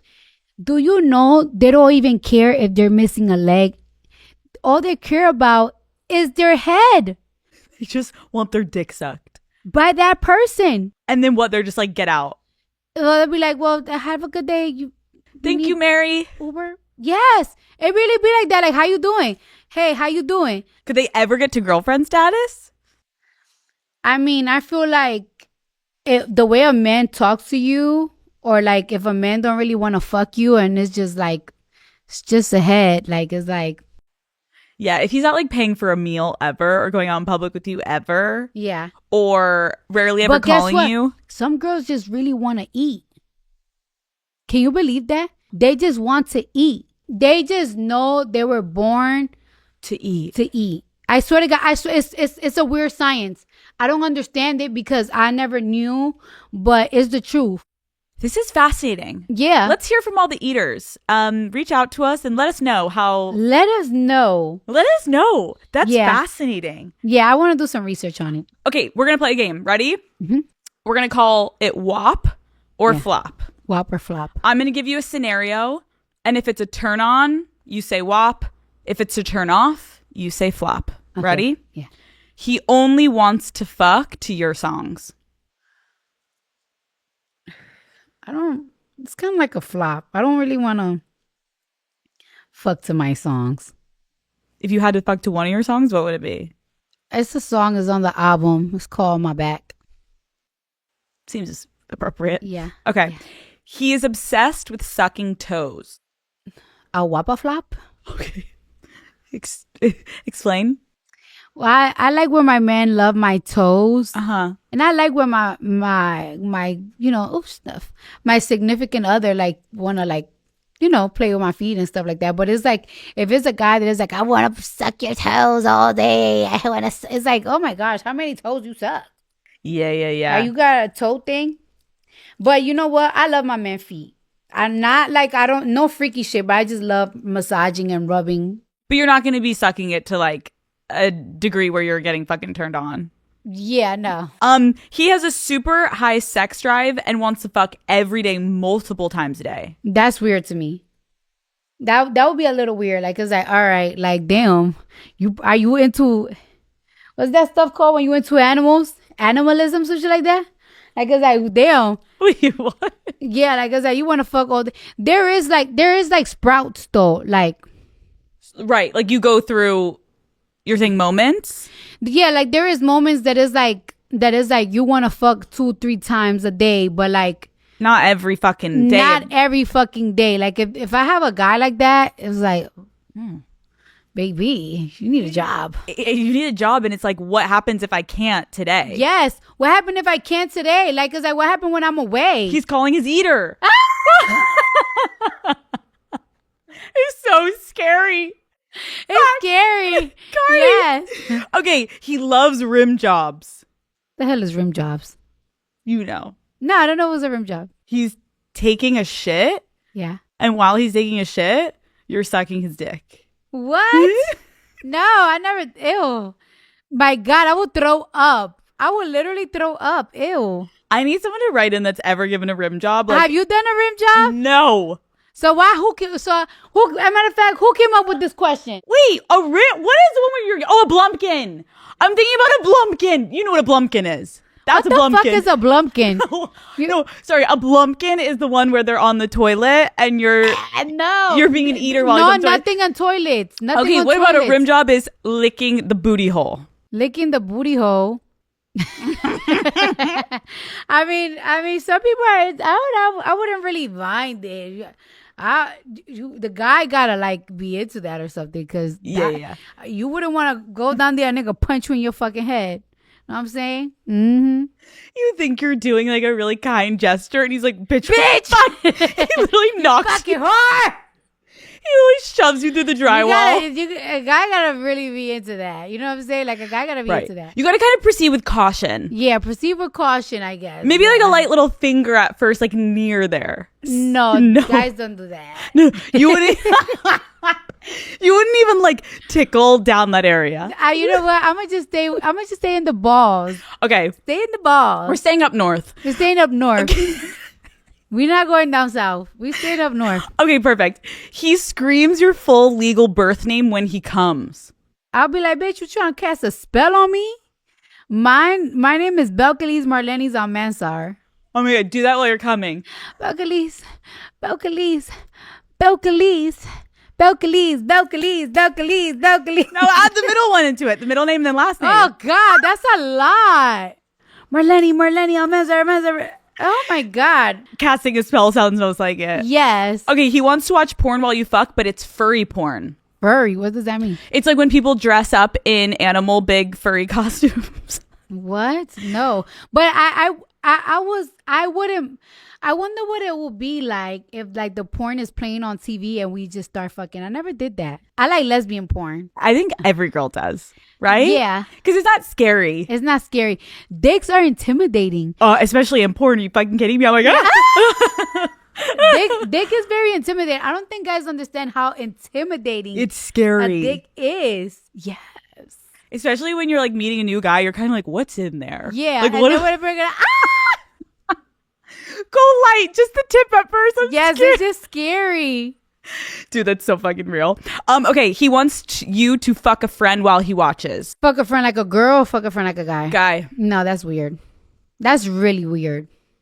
have you ever had a guy ask you to do that? No, I wouldn't want that neither, because I feel like you're disrespecting me. I wouldn't like that either. I don't like that. But you would be okay if it was a girl, maybe. I feel like if you ask me, I think it should just, if your girlfriend is bisexual, like if she's into girls, like I'm into girls, and if naturally flows, then it's cool. But if you like mad thirsty, like it's like, yeah, I want this so bad. I'm like, nigga, you're freaking, you're weird. It's so true. It's like all about how men approach it. Like when they're like, and you're Yes. like, "Ew." And it will make you feel like insecure about yourself, I guess. Like it's like, damn, I'm not good enough for you or something. Okay, wait, ending the game, I forgot to ask you because about WAP. Talk to me about how did you feel recording the clean version of that song? I hated it. It's so stupid. What are the words again? What's the clean version? I forgot, but it's like, that's that wet. I just hate It's wet, it. wet. Oh, gushy? I Gushy? hate that. I hate that word. Gushy? Ew, don't even say that. It's just like, there's certain words that I really just don't like. So who comes up with gushy? I have no choice but to say, oh, Yeah. Oh. can you please? You throw It's torture. That's such an ugly word. Isn't it good? It's definitely an odd one. Okay, wait, aside from that, what was the weirdest, like hardest clean lyric you had to record? Gushy. That was it. It's just really awkward and stupid. Do you just go into a studio and quickly record it? Sometimes yes, because it's just like, oh, what are the words that will like rhyme and will make sense? Yeah. And it's just, I just hate it. You at one point said in an interview that you wish people would stop commenting on your body. What has your experience been like with objectification throughout your career? It's a lot really, because all right, like even with like the whole fat phobic thing or something like that, like a lot of people was like, girl, you talk about being fat and everything, but you go and get lipo every single time you start gaining weight. And it's like, actually, I do lipo so I could look thicker, because I'm naturally skinny. So like it's really hard for me to gain weight. And it's actually very easy for me to lose weight, because if I'm sad, I lose weight. And if I'm overly working, even though I might be happy, I'll be like, I'm on the go. I don't have time to eat. So I lose weight very easy. So when I did do lipo, so I could be thicker in the butt, thicker in the ass, the misconception that people have of me is just like that I'm always in the table and like I just give birth and I automatically go and like get surgery. I take my time because I don't want to die. No, seriously. Like you have to wait 6-7 months before you get any type of surgery after you have birth, because you lose so much blood. Like you lose so much blood. Your body's still contracting. Your organs are still contracting. Your breasts are getting smaller. Do you feel like people hold it against you that you have been open about your surgeries? Yes, and it really sucks so much, because like I just feel like when the Kardashians, I used to feel like people used to put so much pressure on them so they could say like they did surgery, and they would not say a word. And it's like, and then it's like, well, you know what? I'm going to just be more honest about it. And they never lied about it. They just like felt like I don't have to tell you my business. So when you do tell them your business, it's like, it's bad too. It's like you kind of can't win. It's like, yeah, you're open about it, then they used it against you. If you don't, they say they have the right to know because you're setting these unrealistic standards. Yes. And it's kind of like, what do people want? And I think what people preach they want is honesty and openness. But it's bad when you do it too. So it's like you can never win. How has all of this affected how you do feel about yourself? Sometimes like a couple of times, like I start feeling like it's like, damn, is my body really messed up or something? But it's like I look at myself in the mirror and it's like, I really wouldn't change a thing. Maybe I would like my butt to be smaller, but it's like I said, it's really hard for my butt to be smaller. I already did a reduction already. And it's like people be like, well, you need to reduce your butt a little more. And it's like, I think you guys think that people just plug something inside my asshole and just suck it out. For me to reduce my butt, I have to literally sit on a table, get cut from the bottom, get cut from the top, and be in bed rest for like 3 months. So it's like, I'm not going to put myself in that position again because you don't like my body. I'm comfortable. I learned to live with it. I don't get no complaints from nobody. And it is what it is. Like, it's just like, you can't let people turn you crazy. You know what I'm saying? Yeah, it's crazy to like see how much people comment about your body. And then I appreciate you being honest of like, wait, guys, I actually am okay. So just like lay off. I've been open about what I've done. Yeah. You all will shame me for it. Yeah. I'm telling you, I don't want to change anything right now. So leave me alone. Yes. And another like misconception that I have about me when it comes to surgery is that people be like, you get surgery because you're insecure about yourself. I'm not insecure about myself. And I'm not insecure about myself. And then if some people be like, oh, she be doing surgery because this guy always be cheating on her and stuff like that. And it's like, no. When a man fall in love with me, they fall in love for me, for my pussy, for my personality, and because I'm a really pretty girl. If a man is gonna cheat on you, they're just gonna cheat on you because that's just men. A man would cheat on you with the ugliest, brokest, probably finest, or probably the ugliest bitches. It really depends on the night. It really depends who's available and who's around. Okay? So it's not like it's like, oh, he cheated on her because this bitch is bad. The girls that I've been seeing, I be like, I'm surprised. I'm not in your caliber if you fucking bitches like this. And I always been I never been insecure. I used to make money of dancing naked. Like I was making money because of my looks, not because of my brain, not because of my mouth, not because of my anything, because of my looks. I was making thousands of dollars because of my looks. Before surgery, before I got my teeth done, before I got my nose done, before I got my ass done. So I never really been insecure. I just like a certain type of bodies. And it's like, if I have the money and if I could, I'm going to change it if I want to. Like, it's almost like a wig. You change your wig every other day. Does that mean you're insecure about your hair or how you look? No, I'm not neither. I just like what I like. I never really liked my nose too much. And I fixed it and it's done. It's done with. Didn't like my teeth that much, and I went and I fixed it and I'm done. And you know, like when I'm in my 50s and stuff, if I gotta do a little pull and tuck, then the fuck I will. Like, it's like the shit. Call Her Daddy is brought to you by White Claw. Let me set the scene, okay? Picture this. There is a slight crisp in the air. The perfect playlist is on. All of your best friends are dancing together under a giant tent, and the game is about to start. That is right. You heard it here. It is officially tailgating season. And you know what really takes a good tailgate to become a great tailgate? It is if you show up with a cooler of White Claw Hard Seltzer Surge. Yeah, this tailgate season, we're going all out and we're grabbing life by the claw, obviously. I am talking head to toe, team colors, a grill full of hot dogs, a variety pack of White Claw Hard Seltzer Surge, ready to go. Boom. Heaven. Okay. Each can is 8% alcohol by volume, and they come in so many delicious flavors. Daddy Gang, I lived on White Claw Surge's last football season.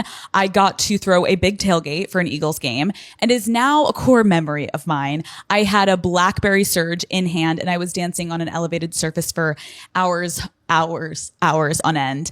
A cooler of White Claws is now a must-have for me at all future events. If you want to have a tailgate that's fun, high energy, and maybe a little chaotic, White Claw Surge has you covered. This tailgate season, we're going all out and grabbing life by the claw. Pick up a pack from your favorite local spot and grab life by the claw with your favorite flavor this tailgate season. Please drink responsibly. Hard seltzer with flavors. White Claw Seltzer Works, Chicago, Illinois. I do want to talk to you about, you've obviously had a lot of public ups and downs just throughout your public career, with past relationships. How do you handle people having such an opinion on your dating life? I don't know. I really don't know, because I really don't know. I'm just at the point like that is like, do what you want to do. You know what I'm saying? Like, do what you want to do and do what makes you happy. Like even in the long marriage that I was in, like, it's a lot of things that I regret, and there's a lot of things that people gonna be like, you see, you wasted your time. But I don't feel like it was a waste of time. I actually see what comes with being a wife, being a mom. So I experienced that. It's like I have to experience pain. I have to experience good time. I have to experience what it was like to be to have a family and to be a wife. So I don't. And on top of that, like, 'cause I don't have a bad reputation. Like, if you decide to call me a whore, a slut, or whatever the fuck, it's because you want to. It's not because you have a fact. Because I wasn't that. So. I feel like, again, being in a public position, there will be rumors out there. Yeah. And have you ever had something where, like, there was a rumor about someone cheating on you, and then you eventually found out somehow it was real, where you're like, at first you're like, no, that has to be a rumor. And then eventually one day you find out it's true. And like, how do you handle those moments? Has it ever happened? Yeah, that happened. That definitely happened. And, it happened too late, because it's like, it happened too late. Like, it's like, I will find out a little bit more late than the others. Sometimes I feel like, damn, was I the only one that didn't know? But it's like, how do you handle that though, Cardi? Because I think that's like a really relatable feeling of a woman being like, did everyone around me know? But when you're in a relationship, sometimes you can get blinded by like you love someone. Like how did you deal whenever in your life you experienced something like that? Those feelings of like, I whoop their ass. okay. I whoop their ass.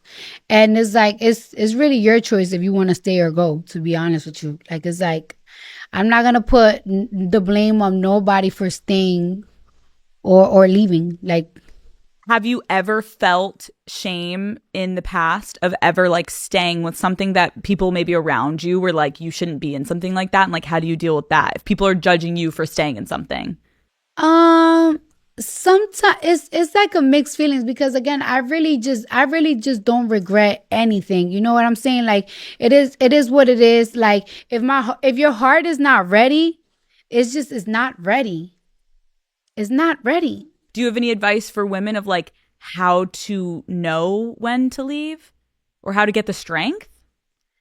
I don't even know if it was like a strength or something. I just feel like it was like my body was like really rejecting it.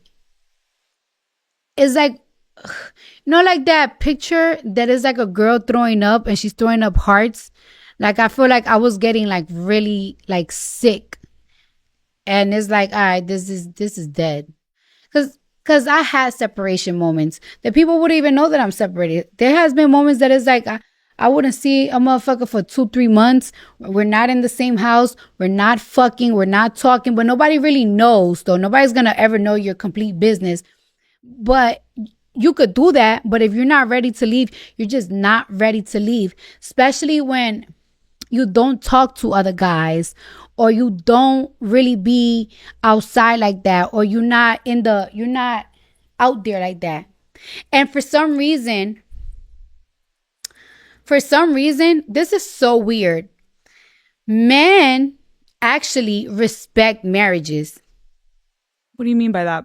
Women don't really respect marriages. You're saying outside of the marriage. Mm-hmm. Like a man wouldn't come to you. Yes. Because he's like, oh, you've got your thing. Yes, like, cause like when I used to meet guys, any type of famous guys and stuff like that, they'll be like, how you doing? How you doing, Cardi B? Like this and that. My DMs were extremely dry. Nobody would approach me. But these women, they will throw themselves at a married man like it's nothing. It's like, oh, well, whatever.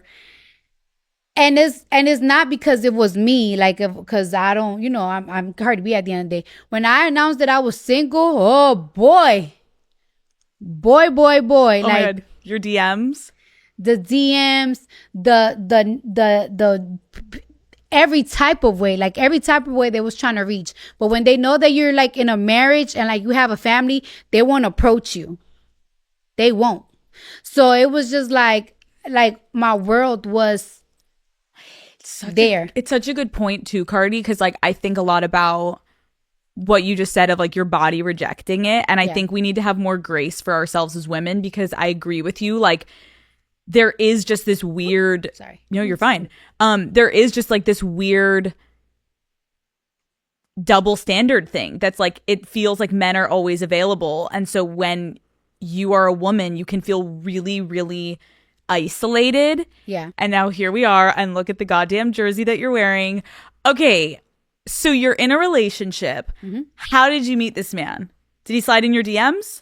It wasn't a DM thing. I could feel the vibe that he liked me, but he never like approached me. But I always heard he was into me, but he never approached me. He was very respectful and stuff like that. Okay, so what did you do? So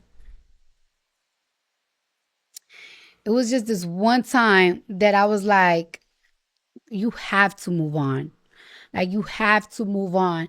And it's like, no matter how much times you go to the club and think that this is going to distract you, you know what you have to do to move on. In order to move on, you have to be, like getting attention from somebody. If you're so used to getting attention from one person, you have to like get attention from somebody, because at the end of the day, you could party, you could club, you could work, you could job, you could get your hair done.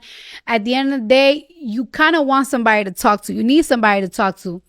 So I asked somebody, like, it's like, hey, hey, it feels illegal.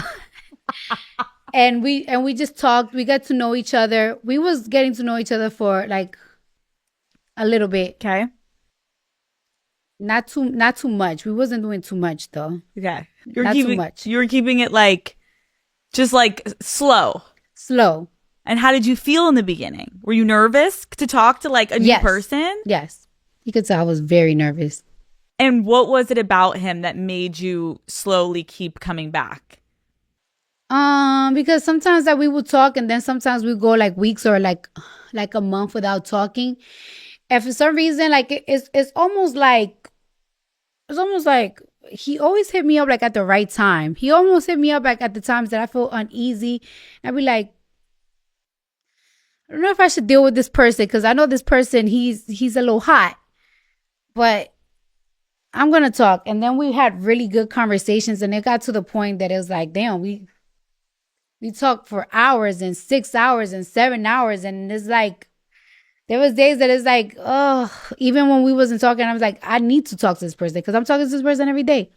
So that is the fucking best though, when you get to that point where you're like giddy and like love having them in your life in every capacity. You're like, okay, now I know I really fuck with you and I really, really like you. Yes. Okay, wait, are you entering your WAG era? Are you going to be at the fucking games? Yeah. Yeah, I'm excited for that.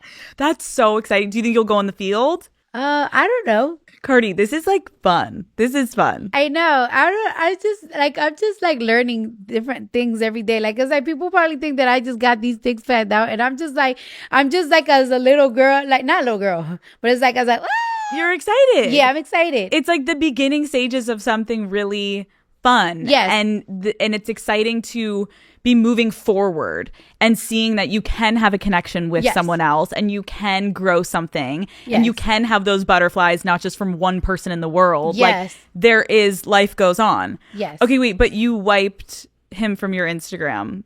All of the fucking pictures are gone. What happened? I'm very dramatic. Gardy. I'm dramatic. Do you guys not like that? No. That's the thing. Like something that to people is a big deal. To me, is not a big deal at the moment. And then it's like, it became something that is not. Did you archive or did you fully delete? I just archived. Oh, okay. But I'm very dramatic. Like I'm the type of person, okay. Right. He's like, did something that you didn't love and you're like, look at this. Gone. Yes. And he was like, why would you do that? That was so, he was like, why would you do that? And but that's the type of thing that we say, like, that we laugh about, because it's like, why would you do that? See, now everybody's saying that is because your ass stink. You see what happens? You're like, God damn it, I archived because he was acting up. And meanwhile, everyone's like, it's because you're fucking ass, bitch. You're like, yeah, no. Yeah. But you see how that shit bit me in the ass? Literally. And actually for something that it was very stupid and little. What but was I'm dramatic. I even forgot. No.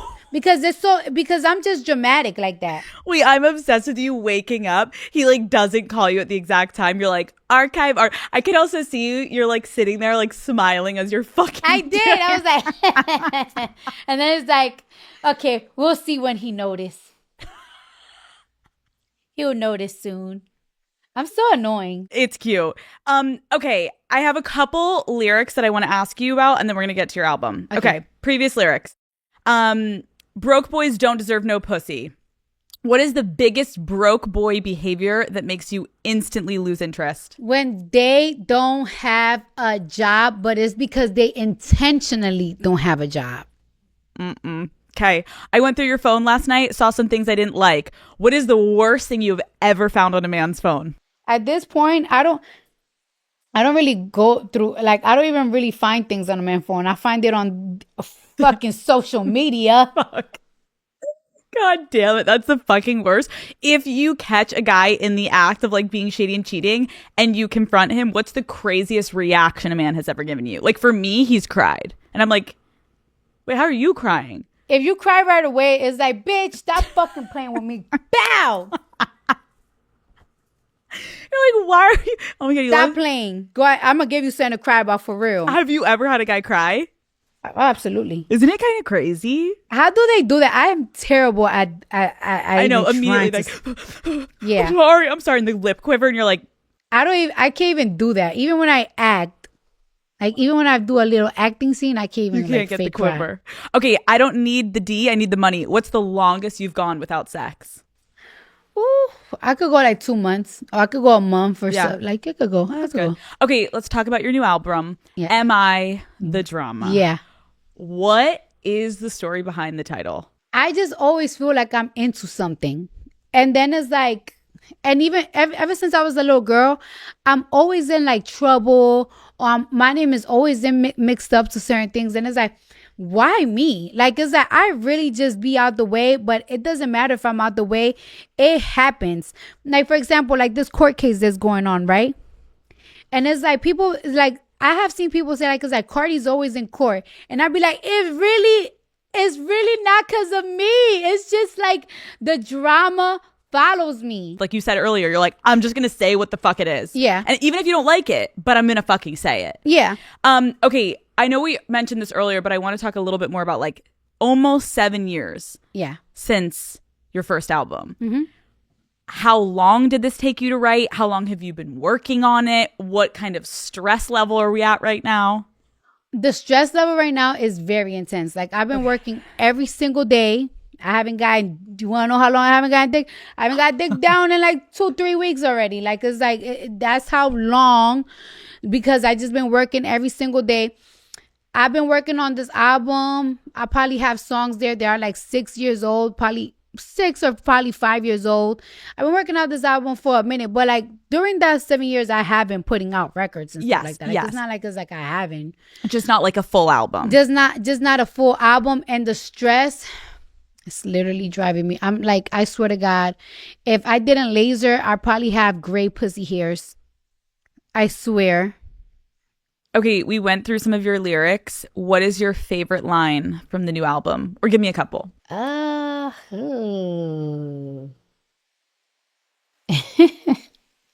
let me go to my phone so I can see which, like, because I got so many songs that it's like, so there's this there's this lyric on my back that I said, now wherever you at is where I want to be, nigga. I'm on your dick. I want to hold it when you pee, nigga. Like, I am on your dick so much. I love you so much that if you want me to hold your dick while you peeing, I'll hold it. Where were you when you came up with this incredibly genius lyric? In the studio. But when I said it, my engineer was like, you're fucking ridiculous. Like, he was like, why do you be coming up with this stuff? How you be coming up with this stuff? That's what my engineer said. He was like, why would you say that? And it's like, because it's stupid. It's not stupid. It's just like, it's so stupid. It's genius. Yes. Because it's like so fucking real. Yes. And there are a lot of fucking bitches that would literally. Yeah. Like, you know how like some bitches be like, I want to live under his skin. Yes. It's like, I want to hold your penis every single day. Like it's a platter. I want to sit it right here next to me.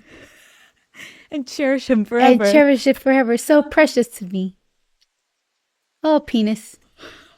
Oh, penis. Okay, wait. How do you think you have evolved as a person since your first album to now? Ooh, so many, honey. I mean, I have evolved in my career as a person. I have calmed down way much. I think way much. Like I'm always thinking about like as much as people think that I just like whatever, like I'm spontaneous. I actually think a little bit more before I like go out my way to do something. Sometimes I'm more chill now. Like I have more fears now. Like I'm a mom, so I got more fears. Like it's like you're not living for you no more. You living for these kids. Everything you do, like it's like if you fuck up, like it's like if I lose everything, I'm not just losing like, oh, I'm losing my house, I'm losing my this. I'm losing their future. So I am responsible for their future. So I have to act a certain way. And last question, what do you ultimately hope fans take away from this new album?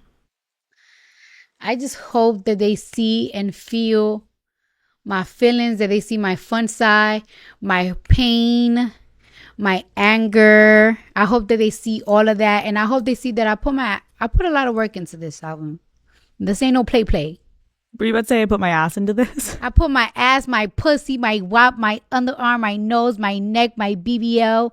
Put my toes in it. Come on, guys. Let's go fucking stream it. Dude, Cardi B, thank you so much for coming on Call Her Daddy. This was so fun. You are such a pleasure, and it lived up to everything I could have dreamed of. Oh, well, thank you.